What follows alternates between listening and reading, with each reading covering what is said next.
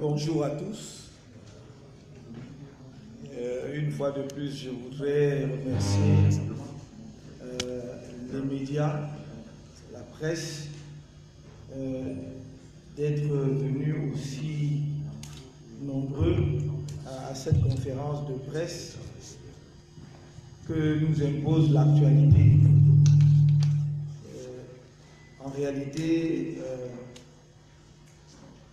nous aurions pu être sur d'autres terrains pour continuer à rencontrer nos populations et d'une gravité telle qu'il nous a semblé nécessaire de nous entretenir avec vous à ce sujet, ce d'autant plus que au moment où les images qui ont donné lieu à l'actualité récente à travers la réaction du gouvernement ont circulé pour la première fois, nous étions de ceux qui ont, en tant que formation politique, et aujourd'hui, la vérité a éclaté et nous avons pensé qu'il était nécessaire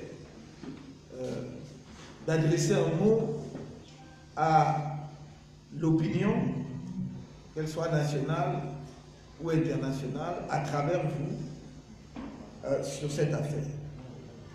Au mois de juin-juillet dernier, ont circulé sur les réseaux sociaux les images insoutenables et comble d'horreur de leurs enfants en très bas âge, parmi lesquels un nourrisson que sa mère portait dans son dos, suivant la tradition de nos mamans africaines. La première femme victime du peloton d'exécution que l'on peut voir en rouge sur les images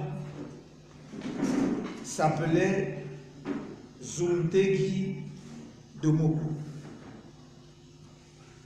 La seconde se nommait, puisqu'il faut désormais les nommer au passé, Kelu Manatat.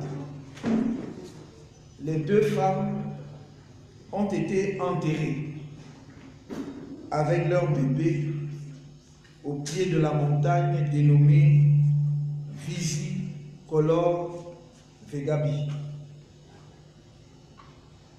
Après la diffusion des premières images de ces actes innommables de quelques soldats engagés dans la lutte contre Boko Haram, dans l'extrême nord de notre pays, le ministre de la Communication, porte-parole du gouvernement, a fait une sortie d'une froideur effrayante pour accabler les organisations de défense des droits de l'homme, les entre guillemets comploteurs et déstabilisateurs tapis dans l'ombre et déterminés à ternir l'image de, je cite, son Excellence Monsieur le Président de la République, Paul Biya, des valeureuses forces de défense et du temps. Comme à son habitude, dans un style grandiloquent, M. Issa Chiroma Bakari a méprisé la mémoire des pauvres et innocentes victimes de la barbarie militaire, insulté le courageux travail des organisations de défense des droits de l'homme et crié au complot politique. Plus grave, le ministre de la Propagande a mis en cause l'armée d'un pays ami du Cameroun. En voulant dissimuler des crimes de quelques soldats, il aura maladroitement et injustement sali la réputation de l'armée camerounaise, dont on sait pourtant les énormes sacrifices qu'elle a consentis et consent encore pour la défense de notre pays face aux extrémistes de Boko Haram. La légion d'experts au service du régime et leurs relais médiatiques ont été encore plus précis, accusant le mouvement pour la renaissance du Cameroun d'être derrière ce qu'ils ont qualifié de manipulation. Avec une science approximative, ils ont disséqué la vidéo périllée pour prouver à l'opinion qu'il s'agissait d'un montage fait par des amateurs téléguidés par le MRC. Le mensonge ayant de courtes jambes, sous la forte pression des réseaux sociaux, des organisations de défense des droits humains et de la communauté internationale, la vérité s'est imposée au gouvernement camerounais et on l'espère aussi à la légion d'experts fossoyeurs de la nation dont l'expertise se résume à l'évidence au dénigrement du MRC et de son président national, votre humble serviteur. Pour une fois, moins téméraire que d'habitude, le porte-parole du gouvernement a admis la terrible réalité par un simple communiqué, redoutant certainement d'avoir à répondre devant les caméras de la presse nationale et internationale à des questions embarrassantes dans le cadre de son exercice favori qu'est la conférence de presse. Le MRC demande au gouvernement de ne pas s'arrêter à cette vérité qu'il a été contraint de concéder, mais d'ouvrir rapidement une enquête sur d'autres cas allégués d'exertion des forces de défense et de sécurité, dont celles qui circulent en ce moment sur les réseaux sociaux, montrant des soldats qui exécutent des civils non armés dans un village, probablement à Chikachia, dans l'extrême nord. Les scènes de crime que l'on voit dans cette autre affaire plongent une fois de plus dans l'effroi.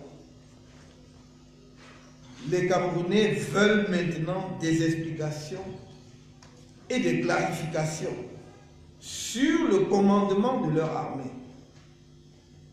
Pourquoi les responsables politiques et les hauts responsables de l'armée ont-ils couvert des pratiques aussi barbares?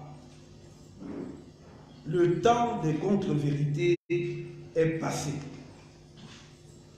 On doit tirer toutes les conséquences politiques et militaires de cette terrible affaire. Le chef des armées, c'est-à-dire le chef de l'État, le ministre délégué à la défense, le chef d'état-major des armées, les conseillers du président de la République impliqués dans ce dossier, les responsables du BID doivent répondre aux questions que les populations camerounaises, profondément choquées par cette cruauté, se posent sur l'éthique et le respect de la vie humaine dans leur armée. Laver l'honneur de notre armée face à ces actes inqualifiables passe donc impérativement par la clarification des responsabilités politiques, militaires et technico-diplomatiques dans ces exactions et ces dérives répétées. Faute d'explication de la part du chef des armées, M. Paul Biya, du ministre délégué à la Défense, du chef d'état-major des armées et des responsables du BID, le MRC en appellera à la mise sur pied d'une commission d'enquête indépendante pour faire toute la lumière sur cette barbarie qui entache l'image de notre pays. Il invite les Camerounais à préserver la mémoire du bébé fusillé dans le dos de sa mère, en même temps que cette malheureuse dernière, ainsi que des autres victimes innocentes tuées dans une barbarie insoutenable, avec des armes achetées par leurs impôts. Nous devons tous le faire en sanctionnant le 7 octobre prochain dans les yeux le régime Biya qui a démontré à plusieurs occasions son manque d'humanité et qui, plus que jamais, a perdu tout honneur en s'enfermant dans un mensonge d'État sur une affaire qui bouleverse profondément la conscience humaine. Je vous remercie.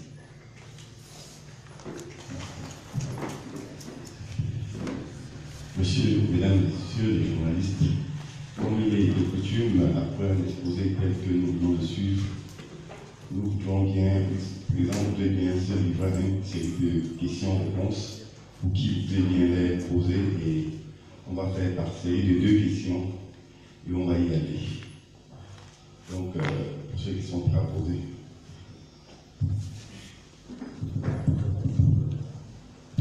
Je suis Paul Chouta, freelance journaliste pour le site d'information camerounais.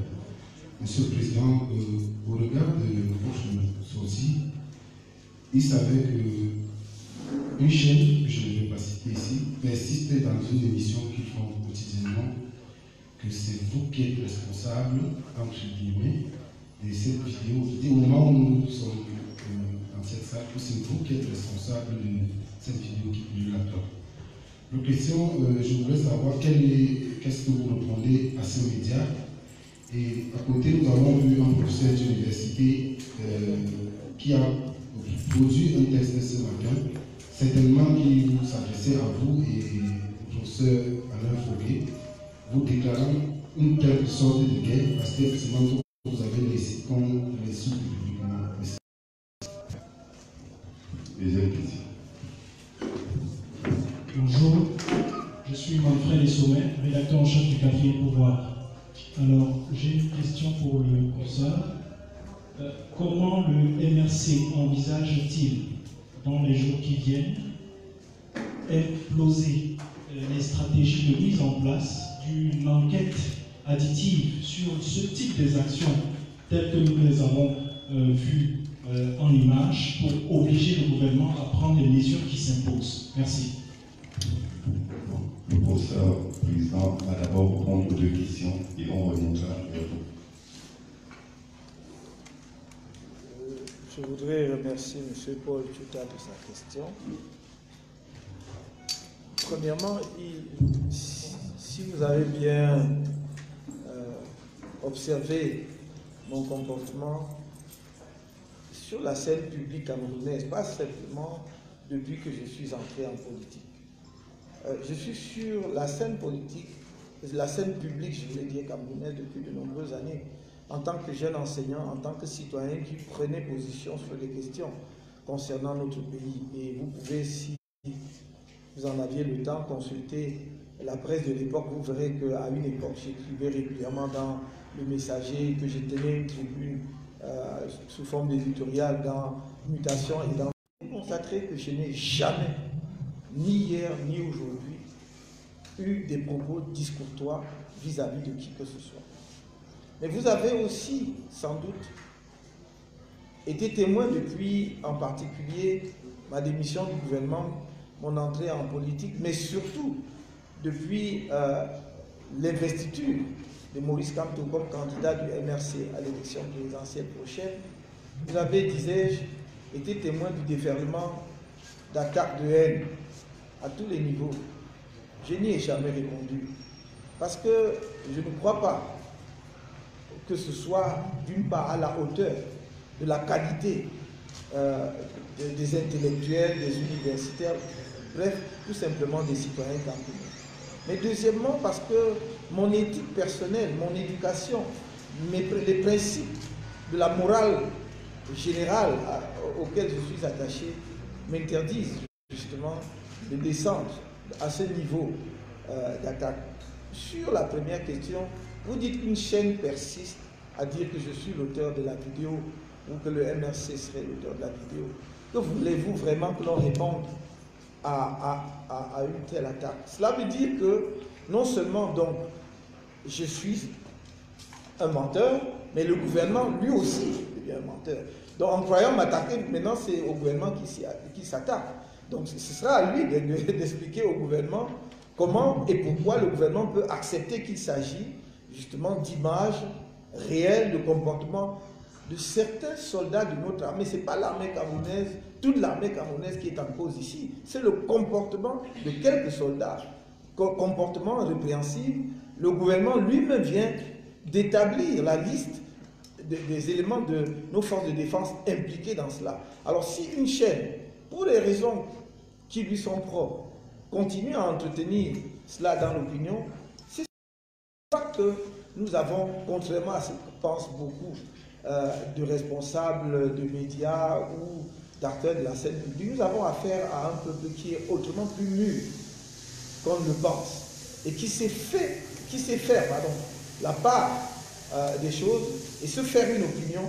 Est-ce que vous croyez vraiment qu'on prendra au sérieux des gens qui, le gouvernement dit oui, ce qu'on a dit là c'est vrai, et de l'autre, un individu qui fait partie justement, j'allais dire, de leur point de crispation pour des raisons que j'ignore, mais enfin, que l'on peut aussi imaginer, l'histoire nous le dira. Je crois que cette période sera très très intéressante pour les historiens politiques. Quand on étudiera cette période, on découvrira beaucoup de choses. Et je pense, j'espère simplement qu'à ce moment-là, certaines personnes seront encore en vie. Mais il y a des personnes qui vous voyez, qui avancent le couteau entre les dents et qui reculent devant rien. Donc, même que lorsqu'on aura établi la vérité, parce que le cas que vous venez de citer est vraiment typique et illustratif de cela. Même lorsqu'on aura établi la vérité, d'autres, quelques-uns continueront de la nier. Et là-dessus, vous me demandez de répondre, j'ai rien à répondre. C'est leur problème, c'est leur affaire. Avec le gouvernement peut-être, mais avec le peuple camerounais. Ça n'est pas moi. Et croyez-moi, je dis toujours, il faut que les gens sortent de leur fantasme. Ils se donnent plus d'importance et de pouvoir qu'ils n'en ont. Nous sommes une population d'environ 25 millions d'habitants. Et que l'on soit allé à l'école ou qu'on ne soit pas allé à l'école, les gens ont la jugeote et le bon sens. Et on regarde chacun, on connaît les uns et les autres. Moi, je ne suis pas quelqu'un qui arrive comme ça, comme par hasard, sur la scène publique de mon pays. Les gens qui ont un certain âge savent que je suis sur cette scène depuis très longtemps et connaissent mon parcours. Donc, ils savent exactement à qui ils ont affaire. Donc, ce n'est pas ce genre d'attitude qui va, comment dirais-je, influencer les Camerounais et les amener dans les voies sordides dans lesquelles on veut les amener. Donc, je n'ai pas grand-chose à dire là-dessus. Vous avez également évoqué la persistance ou, disons, la posture, prendre ce terme, d'un enseignant de notre université qui, dites-vous, aurait rejeté la démarche du professeur Foguet, c'est ça? Bon, le professeur Foguet répondra pour ce qui le concerne. Pour l'instant, moi, je réponds pour ce qui me concerne. J'ai fait une sortie qui n'est pas nouvelle. Ce sont les gens qui ne m'entendent pas, qui ne veulent pas m'entendre, qui ne m'entendent pas. Je vois là d'ailleurs un journaliste de radio, Timothy Siantou, RTS, qui m'ont fait l'honneur de m'accueillir dans leur studio il n'y a pas très longtemps. Avant cela, il est témoin que j'ai fait un appel sur leur radio en disant ceux qui se réclament de moi, ceux qui se réclament du MRC, militants et sympathisants, doivent répondre à la haine par la tolérance, à l'insulte par l'articulation de nos arguments, de notre programme politique et par la présentation de leurs candidats. La bande sonore existe et chacun peut écouter cela. Mais bien avant cela, j'ai dit la même chose à Radio Balafon. Bien avant cela, déjà même à l'époque quand on attaquait le leader de 11 millions et autres, j'avais déjà dit cela. Lors de rencontres avec des jeunes ici à Yaoundé, à Douala, puis à Bafoussam, là aussi, et je vous parle de 2017, je crois, ou 16 ou 2017, et les vidéos existent, mais personne ne veut m'entendre. Vous savez, il y a un proverbe très simple qui dit quand on veut tuer son chien, on l'accuse de rage. Donc quoi que je fasse, ceux qui ont pour mission de faire le travail, ou ce sale travail, c'est cette sale besogne, continueront de le faire. Je n'ai pas fait ce que j'ai écrit hier soir parce que j'obéissais à une injonction ou parce que j'avais peur de quoi que ce soit. Je mettais simplement mes actes en accord avec ma conscience. Je suis dans une constance. Je crois que le Cameroun a besoin de débats d'idées, de débats programmatiques sur les programmes. Qu'est-ce qu'on veut faire demain pour le pays? Au lieu que l'on essaie de distraire les Camerounais en les amenant justement dans les caniveaux et dans la fange. Moi, je ne les suivrai pas là. Inlassablement, je me tiendrai à côté de mon peuple. Inlassablement, je me battrai pour que le Cameroun que j'ai vu, qui est dans la souffrance et dans la douleur, change. Et croyez-moi, j'ai fait, quand j'écrivais hier, moi, je n'avais pas suivi. Je vais vous dire une chose, je n'avais pas suivi la sortie de l'enseignant dont vous parlez dans une émission de CRTV. Vous voyez, je ne l'avais pas suivi. Or, il disait, il prétendait, m'a-t-on dit, parce que je n'ai pas suivi l'émission, donc je vous dis ce qu'on m'a dit, dans cette émission, il prétendait que non, tout ce qu'on fait sur les réseaux sociaux, militants du MRC et tout cela, c'est moi qui suis derrière, ou que de toute façon je suis au courant et que j'entérine. Et donc sinon, si je ne peux pas maîtriser tout ce qui se passe sur les réseaux sociaux, je suis incapable de diriger le Cameroun. Vous voyez, donc la chute, elle est merveilleuse. Je ne sais pas si le président actuel peut maîtriser ce qu'il y a sur les réseaux sociaux. Il ne peut combattre cela qu'en déconnectant le Cameroun, c'est-à-dire qu'en coupant les réseaux sociaux. Mais si lui peut le faire, moi, je n'ai même pas la possibilité de le faire. Alors qu'on me fasse le procès de tout ce qui se passe sur les réseaux sociaux, je trouve ça un peu fort de café. Mais je veux bien porter ce dont je suis responsable. Je veux avoir la charge de cela. Mais qu'on ne m'impute pas ce que font les autres. Deuxièmement, encore une fois, voyez, parce que moi, je passe pas, je l'ai dit, je ne passe pas mon temps, mes journées, mes nuits sur les réseaux sociaux. Je dois le dire franchement. Mais nous avons eu quand même le devoir de rester à l'écoute de ce qui se passe. Donc quand on m'a fait parvenir un poste qui était des attaques que je trouvais contraires, d'une part à ce qu'on appelle la morale générale et d'autre part à mes convictions, qui ai fait la vidéo, le gouvernement lui-même a dit que ce n'est pas moi qui ai fait la vidéo. J'ai fait une sortie pour dire on ne doit pas attaquer les gens dans leur dignité, dans leur honneur. C'est insupportable. Et on me dit, on m'a donc fait la capture pour dire, on a dit que c'est trop tard, c'est un coup d'épée dans l'eau. Alors, que voulez-vous que j'y fasse? Que la personne poursuive dans sa lancée.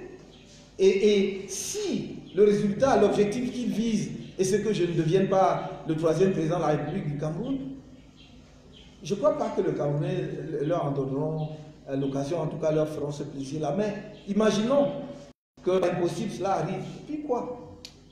Et puis quoi? Je continuerai d'être citoyen de ce pays. Je continuerai de me battre. Je continuerai d'affirmer ce qui sont mes valeurs fondamentales, de programmer ce qui peut changer le Cameroun demain. Il faut qu'ils sachent cela. Donc ils ont voulu transformer le débat au Cameroun, et notamment le débat de la présidentielle, en un débat de personnes, surtout sur des bases mensongères. Donc je ne vais pas passer plus de temps là-dessus, je crois que je vous ai dit ce que j'en parle. Maintenant, comment le Cameroun, le MRC, pardon, entend-il s'y prendre de main pour que le gouvernement fasse toute la lumière? Donc, je crois que cette conférence de presse est d'abord justement notre première sortie sur la question.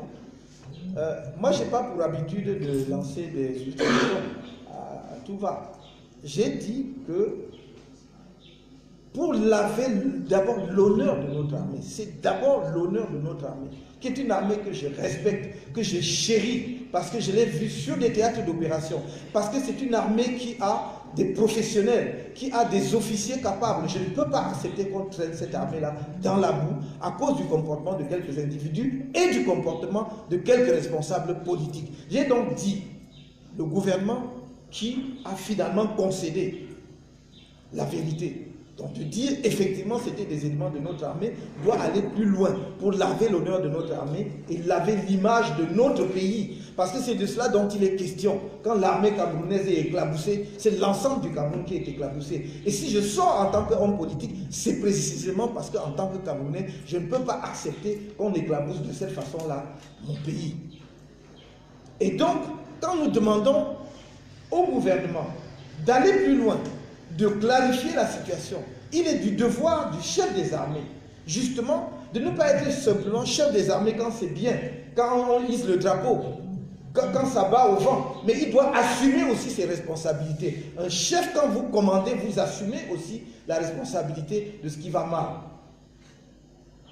Notamment lorsqu'on est dans le cadre de la défense, de l'armée, parce que l'armée est organisée, disciplinée. Et si des instructions n'ont pas été respectées, vous, en tant que chef des armées, vous pouvez prendre justement des actes de sanction qui s'imposent. Et nous disons, aller plus loin, au-delà, je crois, des 6 personnes que l'on a citées, pour dire qu'est-ce qui n'a pas bien marché, qu'est-ce qui s'est passé. Est-ce que le président de la République, chef des armées lui-même, a été bien informé dans cette affaire? Est-ce que ceux qui sont en charge de la défense, ministre de la Défense délégué auprès du président de la République, ont fait leur travail comme il le fallait pour attendre d'abord qu'on traîne le Cameroun dans la boue, qu'on traîne l'armée camerounaise dans la boue pour ensuite essayer de laver. C'est ça aussi la responsabilité. Je crois que c'est son devoir de le faire.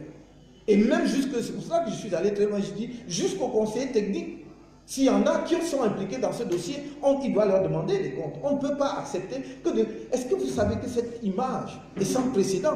Je veux dire, même sous le régime nazi, si vous regardez les images d'archives, on séparait les enfants des parents. C'est la première fois. Franchement, ma première réaction quand cette vidéo a circulé, j'ai dit non, c'est pas possible, ça doit être un montage, personne. On ne peut pas imaginer que des soldats d'une armée régulière tirent sur des enfants. Je ne pouvais pas croire, c'est pour ça que je me suis gardé de faire une sortie. Bien que, justement, il y a des gens qui me voient partout dans des boules de cristal, ils ont dit que c'est moi qui étais derrière. Et quand on a confirmé qu'il s'agit justement de quelques éléments de l'armée camerounaise, j'ai dit c'est terrible. Parce que nous ne pouvons pas accepter cela. Déjà de tirer sur un adulte sans arme est quelque chose de terrible. Sur un enfant et un nourrisson, un bébé. Moi, je crois que c'est une question qui interpelle notre pays au-delà du fait d'actualité. La formation même des éléments de nos forces de défense. L'éthique de la défense, l'éthique militaire. Parce que même quand on est militaire, on ne tire pas n'importe comment. Et a fortiori sur des civils désarmés. Et comme d'horreur sur un nourrisson. Donc c'est pour cela que nous disons, d'abord dans un premier temps, nous lançons cet appel. Nous interpellons le gouvernement. Allez plus loin. Allez plus loin. Le président de la République peut de temps en temps, n'est-ce pas, nous condescendre à faire des déclarations dans des moments aussi critiques. Les moments critiques ne sont pas seulement ceux où il y a des tremblements de terre, où il y a des inondations, ou bien lorsque les gens courent dans les rues. Ça, c'est un moment critique qui interpelle notre conscience en tant que collectivité nationale, en tant que citoyen de ce pays. Est-ce que ces éléments de nos forces de défense étaient encore dans un état normal? Parce que je ne crois pas qu'on puisse former une armée à tirer sur des bébés, sur des nourrissons. Donc c'est pour cela que nous disons, le gouvernement doit aller plus loin. Nous avons donc fait cette interpellation. Attendons de voir ce que sera la réaction du gouvernement. Nous sommes encore dans notre pays. J'allais dire, à chaque jour suffit sa peine, on ajustera, on poursuivra les interpellations.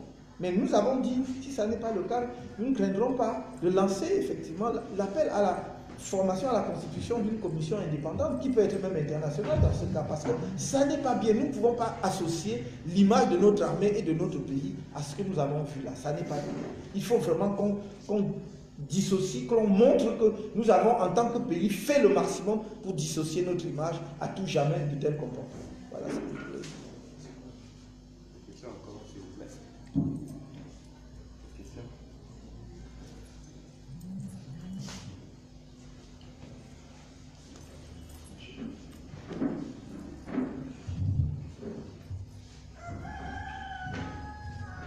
Good afternoon. I'm called Vanessa Mafoke, journalist at Radio Center.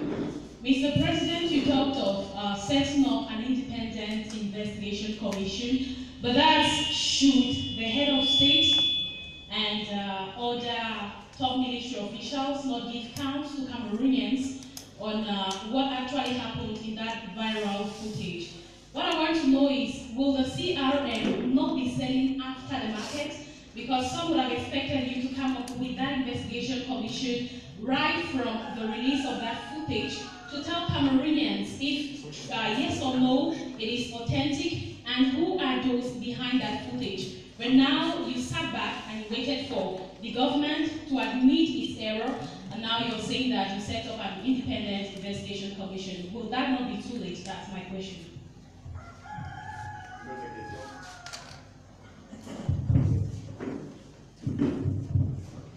Bien, merci, c'est Jérémy Décor de la Turcie en tout.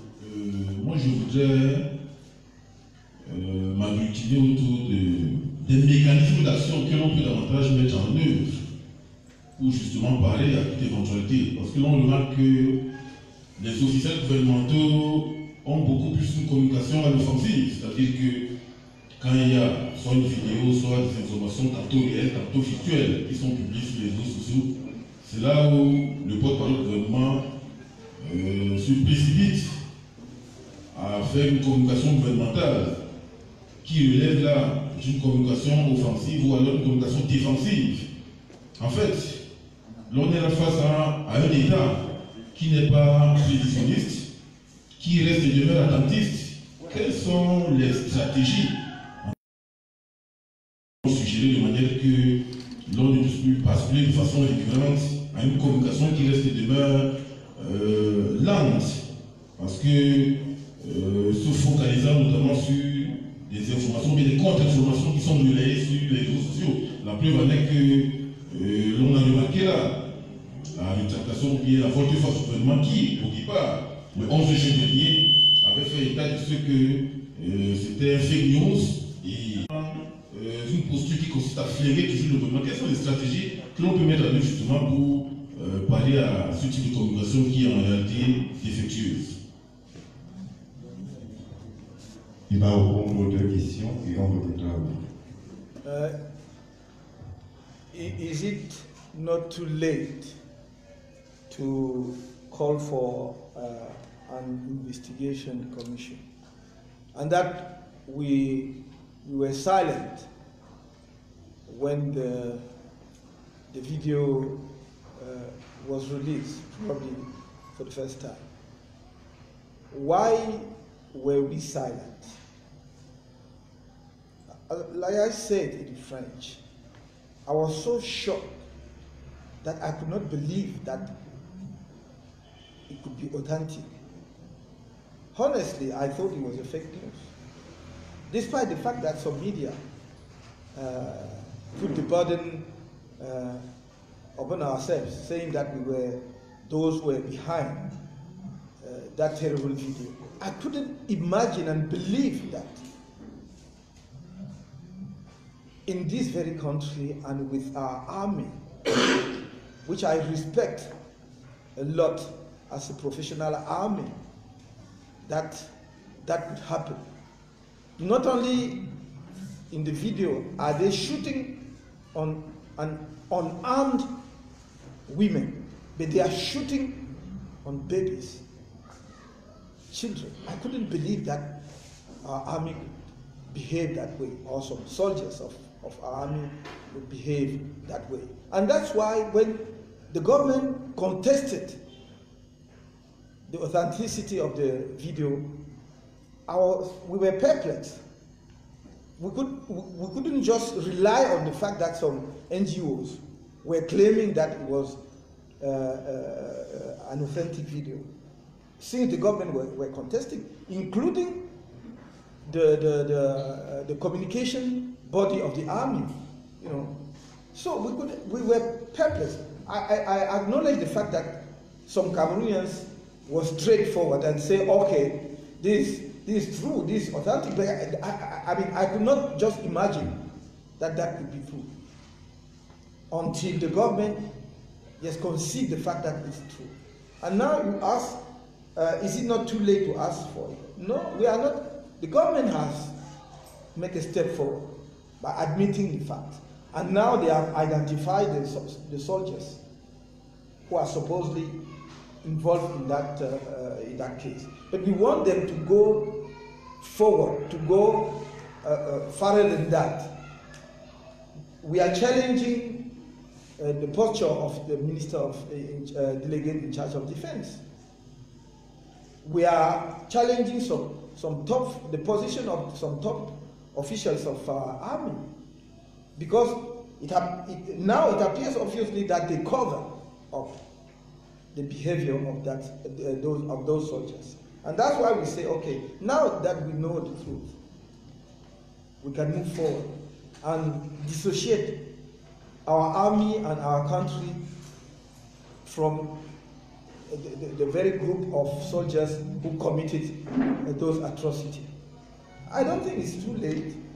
It is just to be cautious sometimes. We are talking of something which it was one month, I think it was late June and early July. So 1 month and a half that we were aware of that video. So you cannot just, because otherwise, if anything which people claim to be true or authentic on social media, you want to follow them and say, okay, they are right, you will be misleading people, because I'm supposed to be the leader of a political party and I should not come out anyhow. That's why I thought that I should take some time. We should, in between I was traveling, those who follow my path know that I was not fixed here in Yaoundé, but that is not the question. Just that we should be very cautious, because we know you can have everything on social media.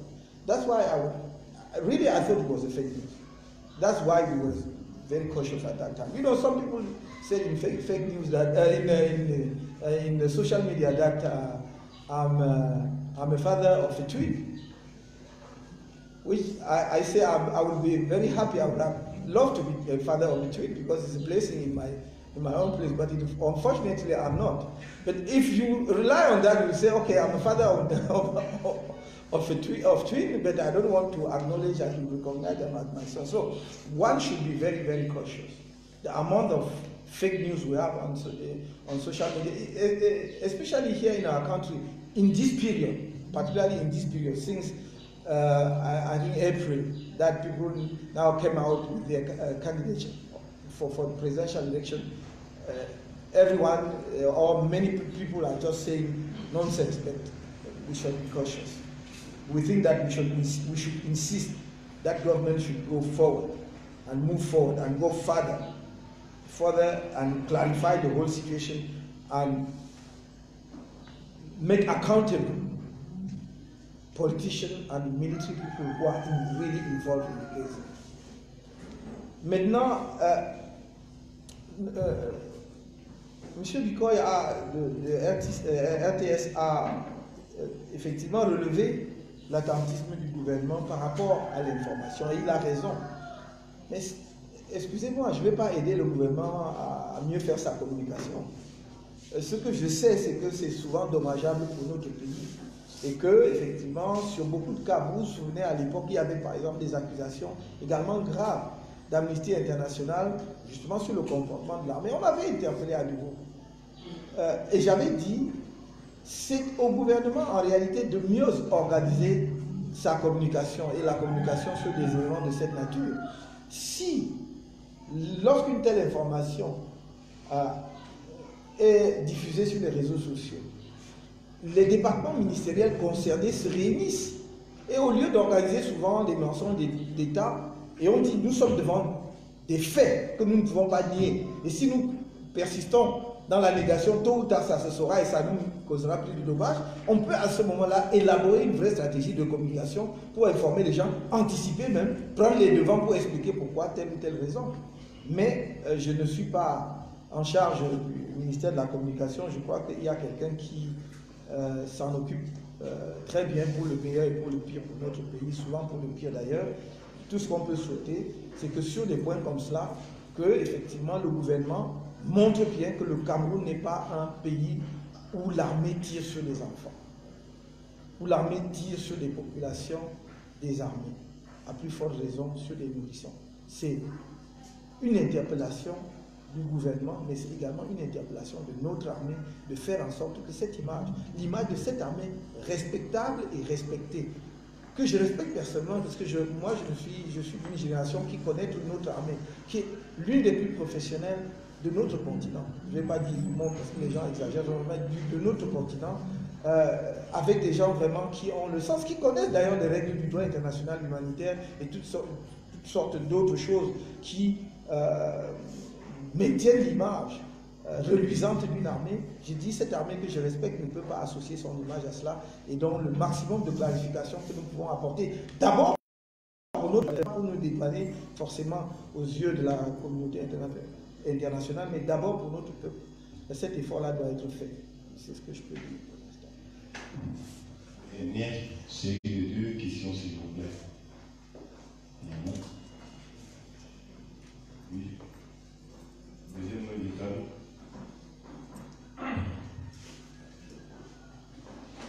Bonjour, je m'appelle Jessica, je travaille pour Cameroun. À l'entendre de ce point de presse, vous avez dit que la situation de la vidéo vous a amené à interrompre l'activité qui devait vous mener vers les populations pour mieux expliquer votre programme. Moi, j'en viens donc, je vous demande donc, la suite c'est quoi d'ici le lancement de la campagne, et comment est-ce que vous vous déployez? On a vu la démonstration, vous pouvez peut-être faire un récap de la suite. Merci. Merci beaucoup.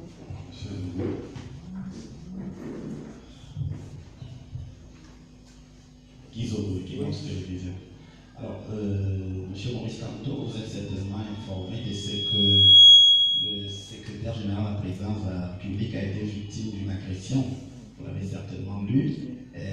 Quelle est votre réaction par rapport à cet état de choses? Et deuxièmement, on parle de sécurité, mais on va aussi peut-être parler du programme à suivre de Sibara. Qu'est-ce qui va se passer? Toujours pas de coalition, toujours rien? Est-ce que vous continuez votre course seul, comme c'est le cas jusqu'ici? Merci pour ces deux questions très importantes. Comment est-ce que nous nous déployons? Merci à Cameroun Tribune d'être présent.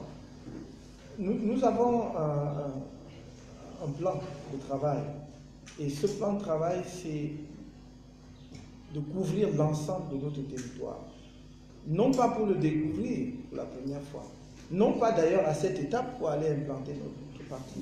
Nous voulons aller vérifier nous-mêmes concrètement sur le terrain, d'abord, l'état de mobilisation de notre parti politique par rapport à l'échéance qui est devant nous. Je crois que nous sommes à 56 ou 55 jours désormais.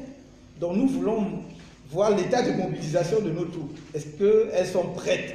Est-ce qu'elles sont organisées, les galvanisées? Mais nous voulons aussi, avant d'entrer dans la période officielle de campagne, qui est, convenons-en, quand même relativement courte, 2 semaines, et qui ne permet donc pas de couvrir l'ensemble du pays, nous voulons aller effectivement leur redire de façon plus précise, de façon plus, j'allais dire, programmatique, ce que nous proposons aux Camerounais pour reconstruire le pays demain, le remettre sur de bons rails et surtout le propulser au niveau où il mérite d'être effectivement. C'est ce que nous allons faire. Et donc vous allez voir dans les prochains jours que nous allons poursuivre le déploiement que vous avez par exemple observé dans la partie septentrionale du pays. Nous n'avons pas fait un coup dans la partie septentrionale du pays. Nous irons partout, au sud, à l'est, nous allons rencontrer justement nos camarades, nos structures, vérifier qu'elles sont en ordre de bataille, si j'ose dire, et surtout continuer à leur dire le message qu'elles doivent porter, c'est-à-dire nos structures, porter aux populations, pour leur expliquer en réalité ce qu'on leur propose. Donc notre programme va se poursuivre. Maintenant, pour Equinox, que je remercie également d'être là, comme les autres, l'attaque contre le secrétaire général de la présidence de la République m'a profondément bouleversé. Non pas seulement en tant qu'homme public, mais parce que je n'ai pas l'habitude de dire mes relations, mes amitiés, mais parce que je le connais personnellement. et de longue date. Pas depuis qu'il est devenu ministre secrétaire général à la présidence de la République, mais de longue date. Et donc de savoir qu'on a attenté à sa vie m'a choqué vraiment, et m'a touché. Je dois vous dire donc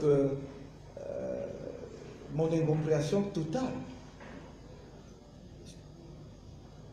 D'ailleurs, on ne peut pas être compréhensif par rapport à une attaque contre qui que ce soit, mais nous parlons là par rapport au dispositif gouvernemental camerounais, au fonctionnement de l'État camerounais, de l'un des maillons les plus importants, j'allais dire cruciaux, capitaux du dispositif de l'État camerounais. Et donc quand un pareil événement arrive, survient, on se pose des questions. Qu'est-ce qui se passe vraiment au Cameroun aujourd'hui? Qu'est-ce qui se passe dans notre pays? En attendant que des clarifications soient faites, et nous ne pouvons qu'espérer que le gouvernement et le président de la République, dont c'est le plus proche collaborateur, veillera à ce que toute la lumière soit faite sur cet événement. En attendant cela, nous ne pouvons que lui exprimer notre profonde solidarité et notre compassion, non seulement en tant que citoyen camerounais, mais également en tant que quelqu'un qui a eu des rapports personnels avec lui. Et il sait, quand j'en parle, il sait à quoi je fais allusion depuis de nombreuses années. Et donc, voilà. Mais ça doit nous interpeller quand même, parce que c'est quand même sans précédent. Est-ce que il y a quelque chose qui est en train de se préparer, de se tramer, que nous ignorons et qui nous échappe au point qu'on attente à la vie? Est-ce que on peut dire que ce sont simplement des malfrats ordinaires, quelques brigands qui voulaient... ça, on peut en douter, parce que eux-mêmes, le brigand ordinaire, c'est que le dispositif de sécurité autour d'une personnalité comme celle-là est tel qu'il ne peut pas s'aventurer là. Et donc, si ce n'est pas le cas, ça veut dire que... et là, moi, je réfléchis à haute voix. Cela veut dire que ça peut venir quand même de très loin. En tout cas, l'origine peut être d'une source de personnes organisées. Et qu'est-ce que cela pourrait vouloir dire dans le contexte actuel de notre pays? Ce sont autant de questions que je peux soulever. Évidemment, je n'ai pas de réponse, mais comme tout Camerounais, j'espère que dans les jours et les semaines à venir, on pourra faire toute la lumière là-dessus. Il ne faudrait pas que tous les responsables publics camerounais ajoutent à l'insécurité ordinaire, j'allais dire banale, où on peut être victime de l'attaque d'un bandit parce qu'on se retrouve au mauvais moment, à un mauvais endroit, qu'à cela s'ajoute justement l'insécurité inspirée par le fait qu'il pourrait y avoir des groupes organisés capables d'attenter à la vie des responsables publics, des responsables de l'État de ce niveau dans notre pays. En ce qui concerne la coalition, tout ce que je peux vous dire, c'est qu'on y travaille. C'est qu'on y travaille durement. J'avais dit à l'époque que je parlerais après la publication des listes. Je n'ai pas dit au lendemain de la publication des listes. Donnez-nous le temps. Si quelque chose doit se faire, ça se fera. Et croyez-moi, on ne dort pas là-dessus. On continue à se rencontrer et à parler. Je crois que la difficulté, parmi les difficultés, je ne veux pas faire porter le chapeau à la presse, c'est que la presse aussi n'a pas toujours facilité les choses. Parce que la presse, je suis obligé de parler de la presse de façon générale pour ne pas stigmatiser tel ou tel média. À un moment donné, elle a donné l'impression qu'elle s'interposait pour rendre impossible le rapprochement entre X et Y. Donc tout cela aussi n'a pas facilité les choses. Et donc, mais nous allons travailler à surmonter les difficultés avec ceux avec qui nous pouvons surmonter ces difficultés. Et croyez-moi, M. Zogo, on n'épargnera aucun effort. Le moment venu, de toute façon, on rendra public le résultat de nos consultations et elles se poursuivent. Merci.